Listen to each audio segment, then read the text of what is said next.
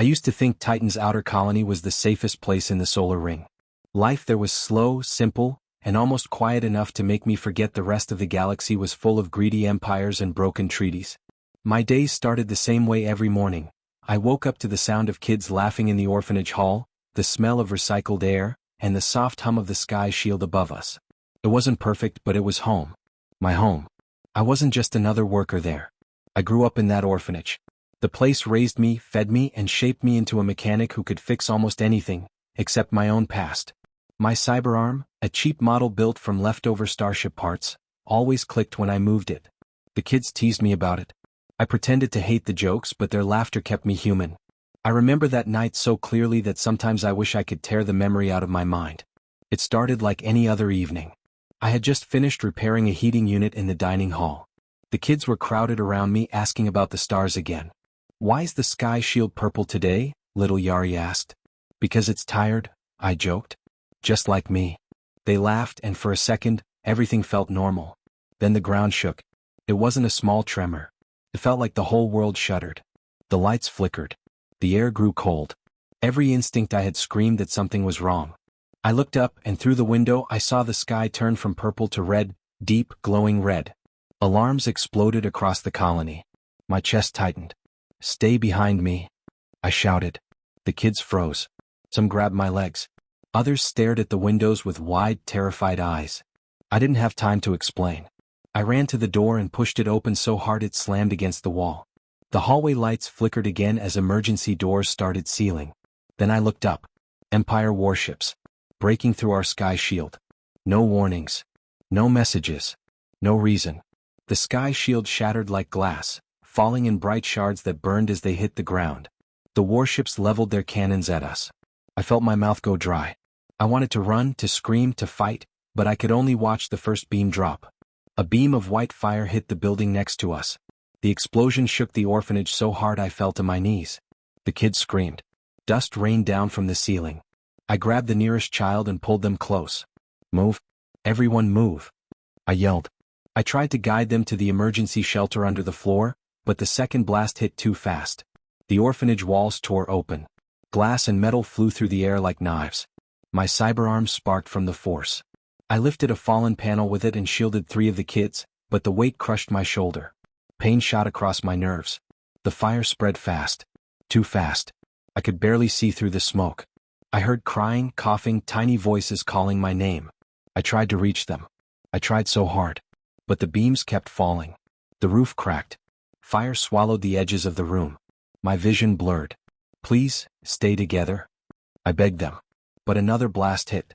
The shockwave sent me flying across the hallway. My cyberarm overloaded and went numb. I slammed into a wall and felt something heavy collapse onto me. The world spun. I could hear the children screaming for help, but their voices were fading. I forced myself to move. My fingers clawed through the rubble. The metal burned my palms, but I didn't stop. I couldn't. Those kids were my family. My only family. But no matter how hard I pushed, everything was falling, burning, breaking. Then something hit me from above. A beam. A chunk of roof. I don't know. All I know is that the ground cracked beneath me and I was buried in darkness. I don't know how long I was trapped. Minutes? Hours? I only remember pain. Heat. Smoke. And silence, terrible silence. My lungs burned. My arm was dead. My heartbeat felt weak. But I didn't die. Through the cracks in the rubble, I heard mechanical whirring. Cold light scanned my face. Rescue drones. They lifted the debris off me piece by piece. Fresh air rushed into my lungs so cold it hurt. I looked around. The orphanage was gone. Nothing but ashes, broken walls, and melted metal. The playground was a crater. The sky was black with smoke. And the kids were nowhere. Casualties confirmed, a drone said in a flat voice. Empire military reports this strike as an accidental misfire. Civilian target not intended. A misfire? A misfire? I screamed until my voice broke. I punched the ground until my cyberarm sparked again. I demanded answers, but the drones didn't care. They called the slaughter a mistake. A mistake. That word stabbed deeper than any wound. I stood there shaking, covered in ash and blood, staring at what used to be my life. Something inside me cracked. I felt anger rise like fire in my chest, hotter than anything those warships had dropped on us. Someone ordered that attack. Someone destroyed my home. Someone killed my family. And they wanted me to believe it was nothing. That night, under the broken sky, I swore I would find the truth.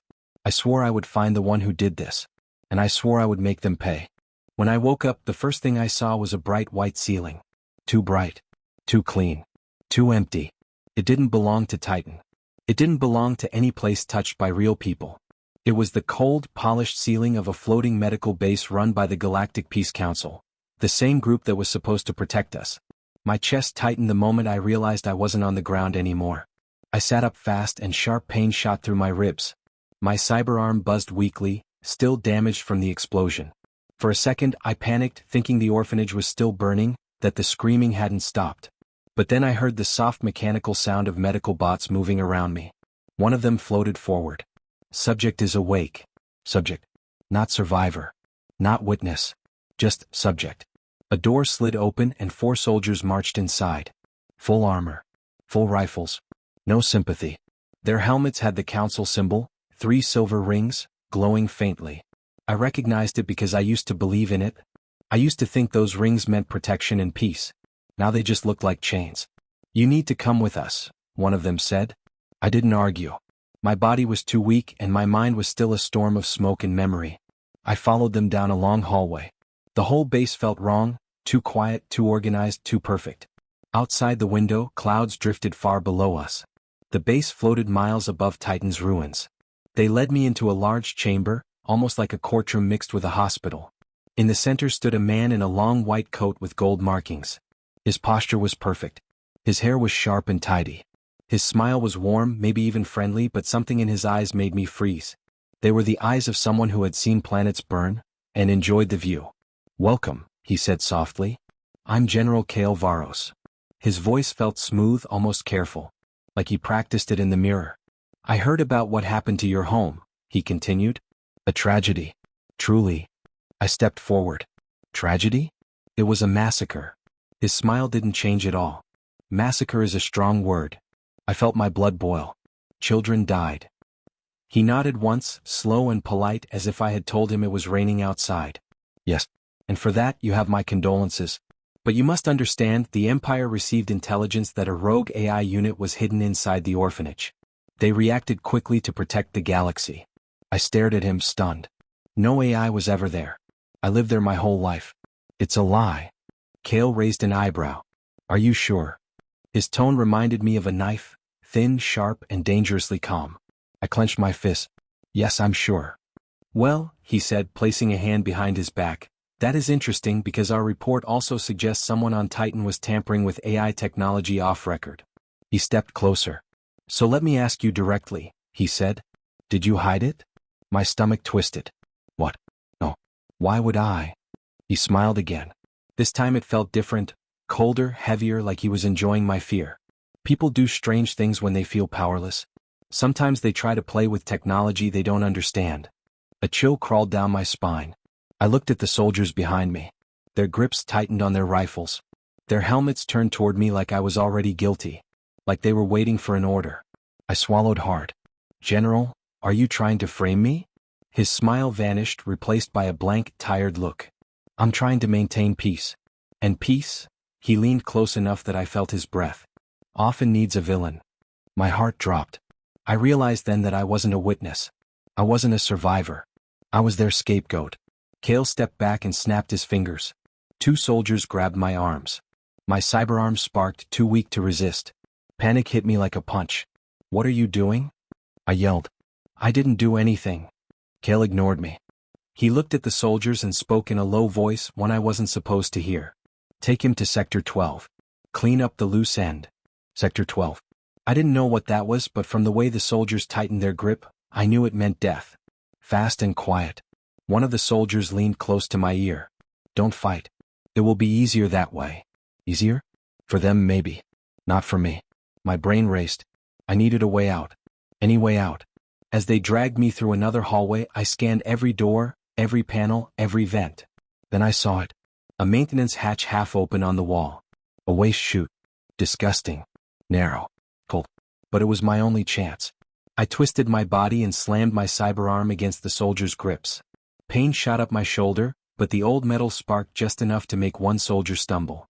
I shoved him with everything I had and lunged toward the hatch. "Stop him!" someone shouted. I threw myself inside the chute headfirst. The metal tube was slick and steep. I slid down fast, banging my elbows and knees on every curve. Lights flashed by as alarms screamed through the base. I could hear guards shouting above me, but they were too slow.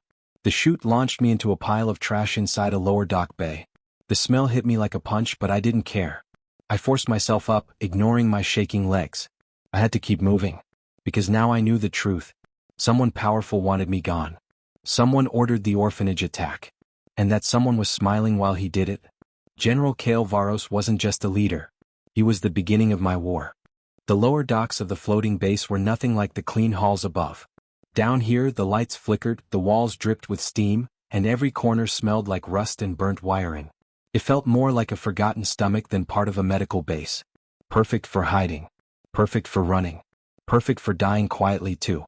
I moved fast, keeping my head low, my damaged cyberarm cradled close to my chest. Every sound made me flinch, footsteps, machinery, voices echoing from far-off corridors. I didn't know how long it would take for Kale's soldiers to sweep the area, but I knew they would. They were hunters. And I was their easy prey. I ducked behind a stack of old supply crates and forced myself to breathe slowly. My ribs hurt. My arm hurt. My heart hurt most of all. I had nothing. No allies. No weapon. No plan. Then I heard a whisper. "About time you showed up." I froze. The voice came from behind me, too close. I spun around and raised my cyberarm like a shield. Though honestly, in its broken state, it was more like a metal decoration. A figure stepped out of the shadows. Lean, wearing a long coat patched with glowing circuits, and carrying a small handheld device that hummed quietly. But the thing that caught me the most were his eyes, neon blue, bright as stars, glowing with artificial light. He grinned. "You look shocked." "Don't worry, I get that a lot." I stared at him. "Who are you?" "Name's Ray," he said, tapping the side of his head. "Local hacker. Professional troublemaker. Expert survivor. And apparently the only person on this base who isn't trying to kill you." "That's hard to believe," I muttered. He shrugged. "Yeah, I get that too." He walked in a circle around me, scanning me like I was a broken machine he wanted to fix. "Cyberarm damaged," he said. "Breathing irregular. Stress levels high. Mood, angry, scared, and thinking about punching someone. Preferably a general." My jaw tightened. "How do you know that?" "Because I watched everything," he said softly, his eyes dimming for a moment. "Everything? What do you mean everything?" He held up his device. A hologram flickered above it, grainy footage at first, then clearer, sharper, horrifyingly real. The orphanage. My home. Burning. The sky shield breaking. Children running. Me screaming their names. I felt my body go cold. "Stop," I whispered. "Please." Ray nodded and shut it off. "Sorry? I just needed you to know I'm not lying." My throat tightened. Why do you have that footage? How did you even get it?" "Because I was watching Titan that night," he said.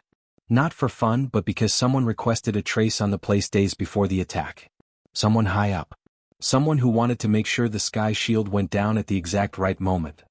My hands curled into fists. "Kale." Ray tilted his head. "You figured that out fast." "I heard him lie," I said. "I saw him smile." Ray sighed and sat on a crate. "Then you understand the situation. The Empire didn't pick your orphanage by accident. They were looking for something." I frowned. "Something? What could an orphanage possibly have?" Ray tapped the ground with his boot, thinking. "Something hidden. Something buried there long before you ever lived there. A data chip." I blinked. "A chip?" "Yeah. Not a normal one. Something old. Something powerful. Some kind of map or key, the Empire didn't say exactly. But someone planted it under the orphanage. Someone made it look like the place was hiding AI tech." My stomach twisted. "So they used us." "They framed you," Ray corrected. "And then Kale used that fake intel to justify the attack. He got the Council's support for war in less than an hour." I felt my knees weaken. I leaned against a wall to keep myself standing. "So the kids died because of a lie?" Ray didn't answer at first. His glowing eyes softened. "I'm sorry. I didn't know him. I didn't know why he was here or why he cared. But something about the way he said it felt real." He took a deep breath and continued. "There's something else you should see." He opened the hologram again, but this time it wasn't the attack. It was a message. A file with my name on it. My real name. Not the one the orphanage gave me. The one from before. I felt a chill crawl down my spine. How do you know who I am? Ray scratched the back of his neck. Because I used to live in that orphanage too. Before you. A long time ago. I knew your file. I knew your face. And when I saw the attack, I couldn't just ignore it. My breath caught. You lived there? Yeah. He smiled softly, almost sadly. You fixed the old heating unit, right? I built the original system. And that mural on the wall in the dining room, you remember it? The one with the blue stars? I painted that. I stared at him. Suddenly he didn't feel like a stranger. He felt like a ghost from my own past. He stepped closer and lowered his voice. I'm helping you because the orphanage saved me once. Just like it saved you. I owe that place. I owe those kids. His neon eyes flickered. I owe you. Something warm and painful spread through my chest. For the first time since the attack, I felt something other than fear or rage. Hope. It was small. Fragile. But it was there, glowing faintly inside me like a tiny star refusing to die. I nodded slowly. What do we do now? Ray grinned again. Simple. We break into the Empire's data vault. That sounds like suicide. Yep, he said cheerfully. But it's our best chance. And somehow, for the first time in days, I felt ready to try. The lower docks of the floating base were nothing like the clean halls above. Down here, the lights flickered, the walls dripped with steam, and every corner smelled like rust and burnt wiring. It felt more like a forgotten stomach than part of a medical base. Perfect for hiding. Perfect for running. Perfect for dying quietly too. I moved fast, keeping my head low, my damaged cyberarm cradled close to my chest. Every sound made me flinch, footsteps, machinery, voices echoing from far-off corridors. I didn't know how long it would take for Kale's soldiers to sweep the area, but I knew they would. They were hunters. And I was their easy prey. I ducked behind a stack of old supply crates and forced myself to breathe slowly. My ribs hurt. My arm hurt. My heart hurt most of all. I had nothing. No allies. No weapon. No plan. Then I heard a whisper. About time you showed up. I froze. The voice came from behind me, too close. I spun around and raised my cyberarm like a shield. Though honestly, in its broken state, it was more like a metal decoration. A figure stepped out of the shadows. Lean, wearing a long coat patched with glowing circuits, and carrying a small handheld device that hummed quietly. But the thing that caught me the most were his eyes, neon blue, bright as stars, glowing with artificial light. He grinned. You look shocked. Don't worry, I get that a lot. I stared at him. Who are you? Name's Ray, he said, tapping the side of his head. Local hacker. Professional troublemaker. Expert survivor. And apparently the only person on this base who isn't trying to kill you. That's hard to believe, I muttered. He shrugged. Yeah, I get that too. He walked in a circle around me, scanning me like I was a broken machine he wanted to fix. Cyberarm damaged, he said. Breathing irregular. Stress levels high. Mood, angry, scared, and thinking about punching someone. Preferably a general. My jaw tightened. How do you know that? Because I watched everything, he said softly, his eyes dimming for a moment. Everything. What do you mean everything? He held up his device. A hologram flickered above it, grainy footage at first, then clearer, sharper, horrifyingly real. The orphanage. My home. Burning. The sky shield breaking. Children running. Me screaming their names. I felt my body go cold. Stop, I whispered. Please. Ray nodded and shut it off. Sorry? I just needed you to know I'm not lying. My throat tightened. Why do you have that footage? How did you even get it? Because I was watching Titan that night, he said. Not for fun, but because someone requested a trace on the place days before the attack. Someone high up. Someone who wanted to make sure the sky shield went down at the exact right moment. My hands curled into fists. Kale. Ray tilted his head. You figured that out fast. I heard him lie, I said. I saw him smile. Ray sighed and sat on a crate. Then you understand the situation. The Empire didn't pick your orphanage by accident. They were looking for something. I frowned. Something? What could an orphanage possibly have? Ray tapped the ground with his boot, thinking. Something hidden. Something buried there long before you ever lived there. A data chip. I blinked. A chip. Yeah. Not a normal one. Something old. Something powerful. Some kind of map or key, the Empire didn't say exactly. But someone planted it under the orphanage. Someone made it look like the place was hiding AI tech. My stomach twisted. So they used us. They framed you, Ray corrected.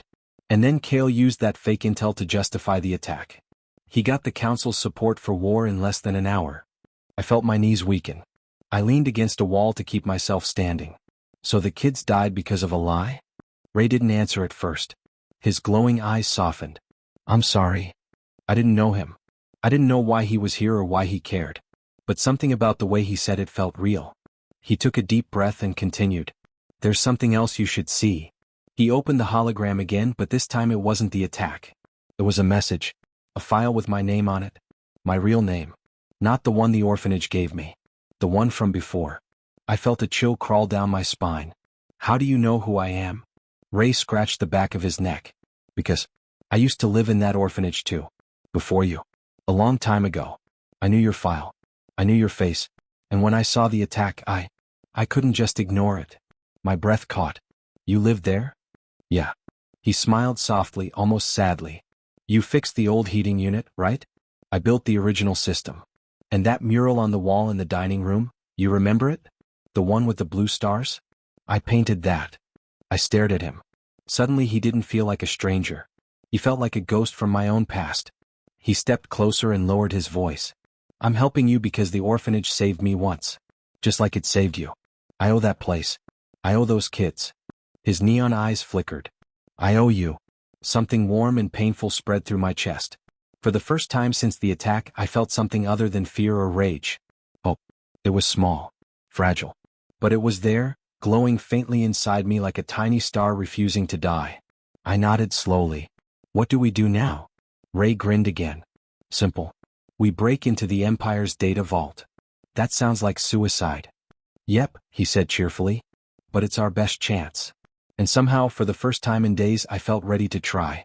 The abandoned factory sat at the edge of Titan's lower industrial belt, half buried in dust and half swallowed by old mining machines. The roof sagged. The walls creaked.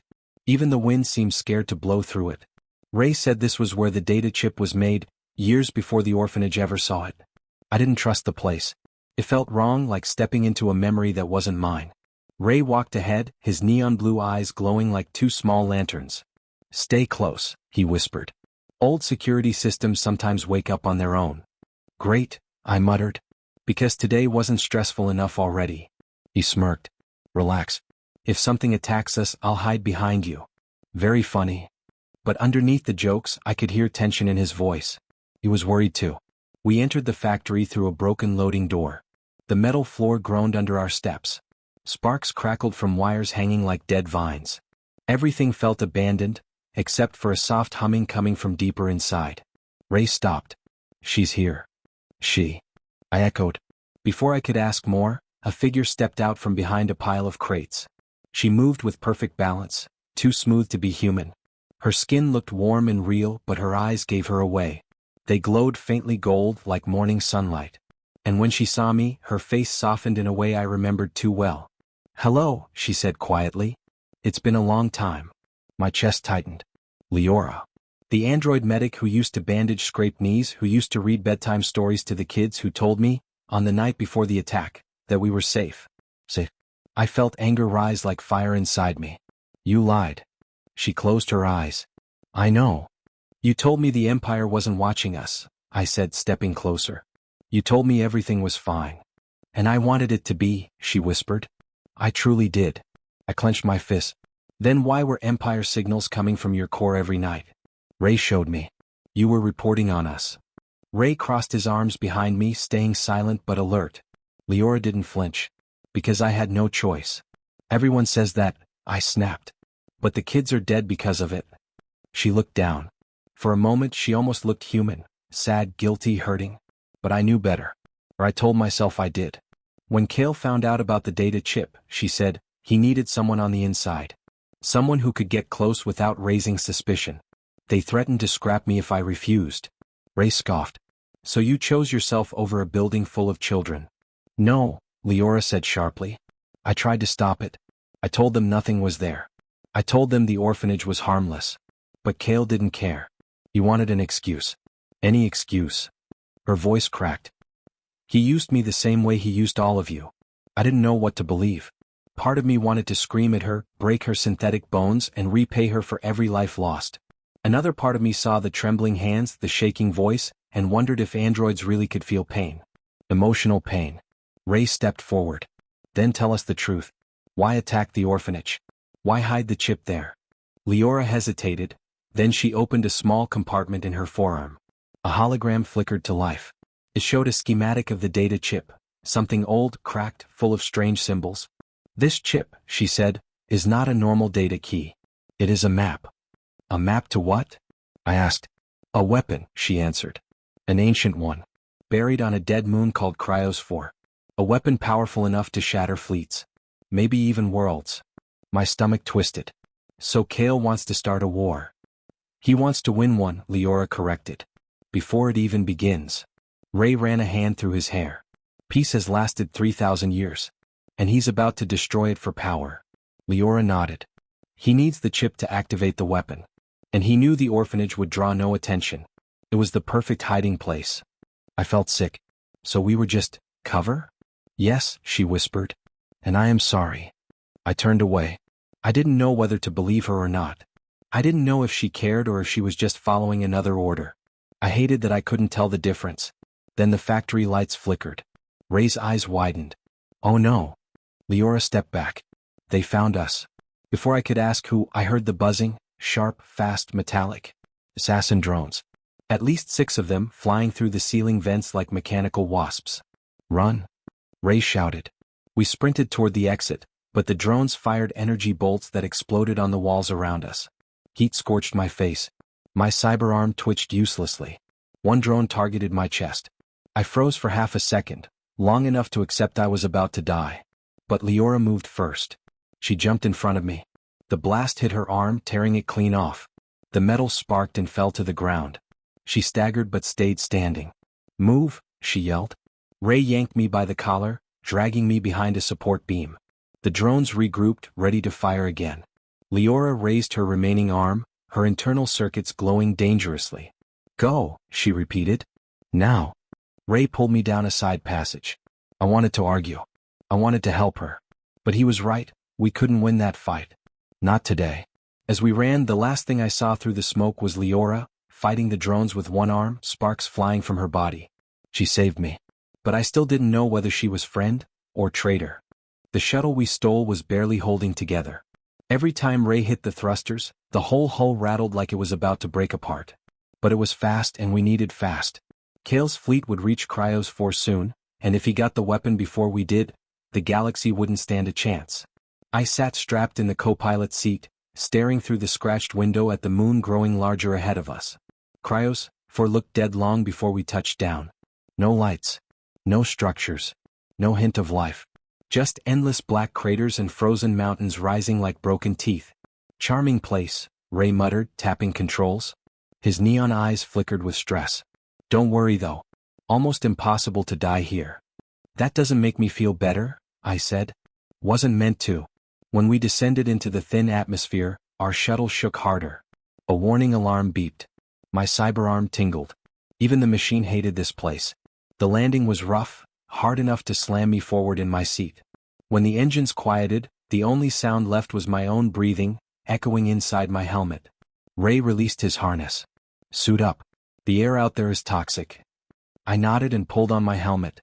As the seals locked with a click, I felt my heartbeat loud in my ears. I didn't know if it was fear, pressure, or something else. Maybe all three. We stepped onto the surface. It felt like walking on a grave. Black dust shifted under my boots. Strange pillars of ice glowed faintly in the distance. The sky above was the darkest shade of purple I'd ever seen, as if the stars refused to shine here. Ray checked his scanner. The vault should be under us. 200 meters down. He paused. You ready? No, I said honestly. But let's go anyway. We walked toward a large crater crack. Lightning-like patterns ran across the ground, glowing faint blue. Runes, symbols from civilizations older than any empire. Older than peace. Older than memory. This is, Ray whispered, staring at them. This is impossible. What? These runes are from at least 5 different cultures. Some extinct. Some rumored. None of them should be together. I swallowed. What does that mean? It means whatever we're about to find wasn't made by one species. He looked at me. It was made by many, or forced by something stronger. A chill slid down my spine. We climbed into the crack, following the glowing lines. A faint vibration pulsed through the stone, like a weak heartbeat. The deeper we went, the colder it became, so cold I felt it even through my suit. My breath fogged inside my visor. Finally, we reached a metal door half buried in dust. It was huge, carved with dozens of runes that pulsed in slow waves of blue light. "This is it," Ray breathed. "How do we open it?" Ray smirked. "I press buttons until something happens." "That's your plan?" "It usually works." He touched his pad to the door. The runes flared bright. The ground shook. A deep groan echoed through the cavern as the door peeled open layer by layer, dust falling like snow. Inside was a long chamber, silent, cold, glowing with faint blue circles along the walls. At the far end, on a pedestal of dark stone, floated a sphere. A smooth, black sphere wrapped in shifting light. Even before I moved, I felt it, like something was looking at me. Ray whispered, "That must be Astra Core." His voice trembled. So did mine. "It's alive?" "It's an AI unlike anything in the Empire. Maybe older than space travel itself." I stepped closer, slowly, carefully, drawn by something I didn't understand. The sphere turned toward me, as if it was choosing me. My cyber arm sparked. "Wait," Ray warned. "Don't touch it yet. We don't know what it." But the moment my metal fingers reached out, the sphere moved on its own and pressed against my palm. A blast of light shot through me. My breath vanished. The world blurred. I wasn't in the chamber anymore. I was standing in endless blackness. Stars swirled like dust around me. A voice, echoing and layered, spoke directly inside my skull. "You are not the one I expected." I staggered. Who are you?" "Astra Core. The weapon. The witness. The memory of war." My heart pounded. My arm burned like fire. "What do you want from me?" I whispered. "To warn you. The human Kale Varos seeks to claim this power. He will use it to cleanse the frontier colonies. He calls it peace. It is genocide." Cold anger spread through my chest. "He killed my family. He destroyed the orphanage." The voice pulsed inside me. "Your pain makes you strong. But be warned, power like mine feeds on emotion." I gasped as static exploded through my vision. My knees buckled. My eyes burned with sudden tears. "Stop," I choked. "You're too much. If you bond with me, we become one. You gain my sight, my strength, my rage. But you may lose yourself." Suddenly the chamber snapped back into view. I collapsed to the floor, gasping. Ray grabbed my shoulders. Hey, breathe. "What did it do to you?" I shook my head, barely able to speak. "It talked to me." Ray's eyes widened. "Already? That's bad. Very bad." Astra Core floated calmly above me, glowing quietly as if waiting. Ray knelt beside me. "Listen, you have to be careful. If you bond fully with it, it could take over your mind. It was made to control armies, not people." I swallowed hard. My cyber arm still shook. My chest felt heavy. But deep in that heaviness, a spark of fury burned. Kale wanted this power. Kale thought he could control it. Kale wanted to wipe out whole colonies like they were nothing. "No," I whispered. "I won't let him." Ray nodded slowly, fear and trust mixing in his eyes. Then, he said, "We'd better get out of here before he arrives." Astra Core hummed softly. And somehow I felt it watching me, waiting for my next move. The moment we left Cryos 4's orbit, the scanners lit up with warnings. Kale's fleet had arrived, too fast, too many ships, filling space like a wall of steel. Ray cursed under his breath and pushed the shuttle's engines harder than they were ever meant to go. Hold together," he muttered, banging the controls. "Just 5 more seconds." Those 5 seconds felt like 5 years. I held Astra Core against my chest. Its cold surface pulsed softly, almost like it was breathing.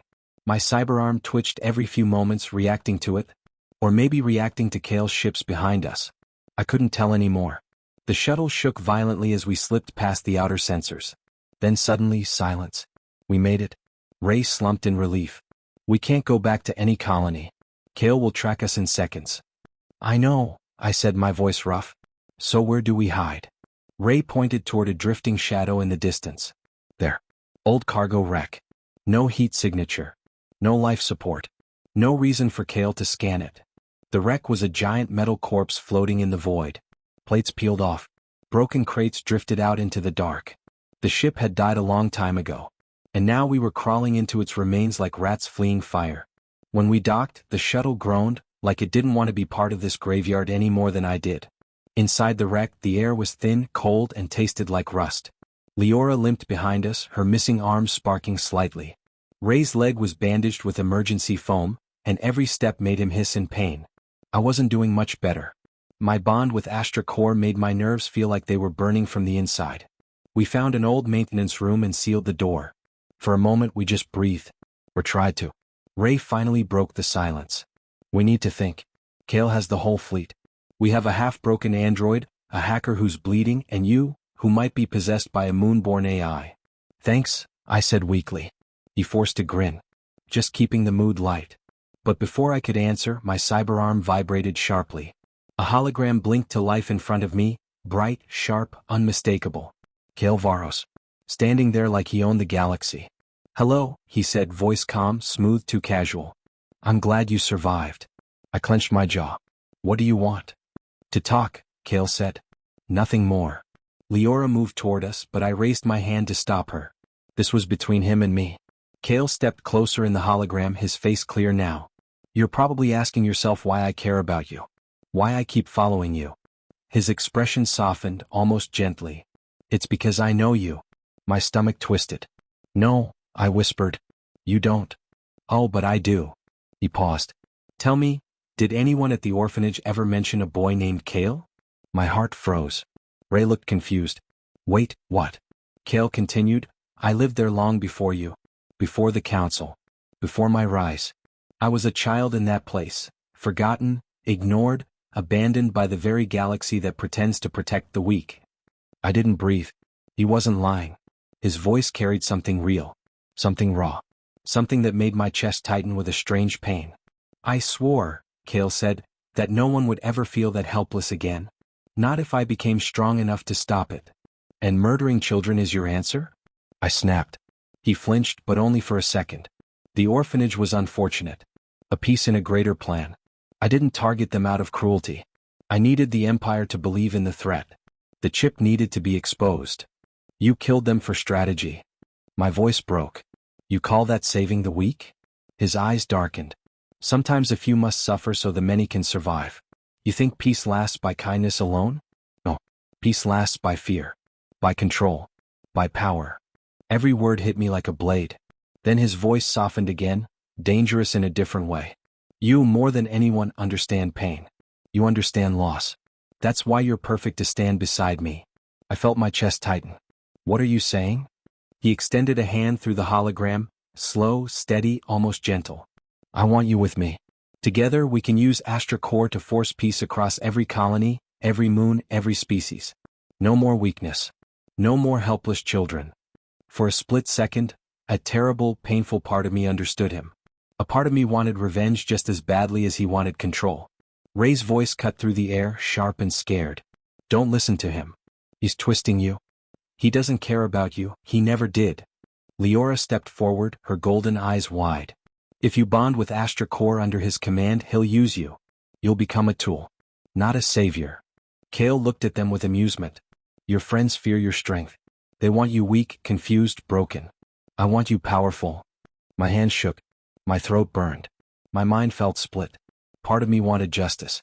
Part of me wanted revenge. Part of me wanted to end all the pain. Mine, other people's, everyone's. But Kale's way, his way felt like becoming the same monster who destroyed my home. He watched me with calm patience. So choose, he said softly. Do you want to remain nothing? Or do you want to reshape the galaxy? Ray grabbed my arm. Please, don't become him. My heart pounded. I didn't know who to trust. I didn't know who I was becoming. But I knew one thing. Whatever happened next, I had to choose the kind of person I would be. I made my choice. Kale's hologram flickered out, but his words stayed in my ears like poison. Ray and Leora stared at me, waiting for an answer, waiting to see which path I would take. I looked down at Astra Core in my hands. Its surface pulsed with slow blue light, calm but powerful, like a tide waiting to rise. I'm stopping him, I said. No matter what. Ray let out a relieved breath. Leora's shoulders lowered slightly. But Astra Core responded in another way, A low hum rising through my cyberarm, filling my chest. Full link required, its voice whispered inside my mind. Do you accept? I closed my eyes. And I said, yes. The moment the word left my mouth, light exploded through my arm. My vision shook. I felt like I was being pulled into a burning river. It wasn't pain exactly, but it was too much of everything. Memories rushed past me. Not mine. Not human. Wars I had never seen. Stars collapsing. Civilizations rising and dying. Screams inside metal halls. Silence inside empty worlds. Then, the light dimmed and Astra Core settled inside me like it had found a home. Ray touched my shoulder. You okay? I don't know, I said honestly. But I'm still me. I hope that was true. We left the cargo wreck before Kale's fleet could circle back. Ray pushed the shuttle engines past safe levels again.